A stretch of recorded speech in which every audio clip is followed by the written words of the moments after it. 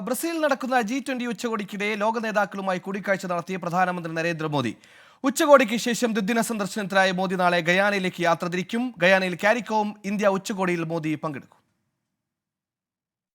G20 ഉച്ചകോടിക്കായി ബ്രസീലിലെ Rio de ജനീറോയിലെത്തിയ പ്രധാനമന്ത്രി നരേന്ദ്രമോദി ബ്രിട്ടീഷ് പ്രധാനമന്ത്രി കെയർ സ്റ്റാമർ, ഇറ്റാലിയൻ പ്രധാനമന്ത്രി ജോർജിയ മെലോണി, ദക്ഷിണ Korean president Yoon Suk Yeol, European Union president Ursula von der Leyen, Egypt president Abdel Fattah El Sisi എന്നിവരുമായി കൂടിക്കാഴ്ച നടത്തി. ഇന്ത്യ-ഇറ്റലി സഖ്യം ശക്തിപ്പെടുത്തുന്നതിനുള്ള നടപടികളായിരുന്നു ഇറ്റാലിയൻ പ്രധാനമന്ത്രി ജോർജിയ മെലോണിയുമായുള്ള ചർച്ച. ബ്രിട്ടനുമായുള്ള വ്യാപാരം പുനരാരംഭിക്കുന്നതിനുള്ള ചർച്ചകളാണ് ബ്രിട്ടീഷ് പ്രധാനമന്ത്രി കെയർ സ്റ്റാമറുമായി മോദി നടത്തിയത്. Indonesian president Prabowo Subianto, Portuguese പ്രധാനമന്ത്രി ലൂയിസ് മോണ്ടിനീഗ്രോ എന്നിവരുമായി മോദി ചർച്ചകൾ നടത്തി. നാളെ ഗയാനയിലെത്തുന്ന പ്രധാനമന്ത്രി ഊർജ്ജ പ്രതിരോധ രംഗങ്ങളിലെ കരാറുകളിൽ ഒപ്പിടും.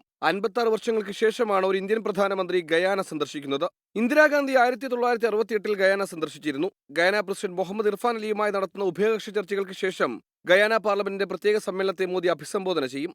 15 കരീബിയൻ രാഷ്ട്രങ്ങളുടെ കൂട്ടായ്മയായ കാരിക്കോമായുള്ള കാരിക്കോം ഇന്ത്യ ഉച്ചകോടിയിലും മോദി പങ്കെടുക്കും. International desk 24.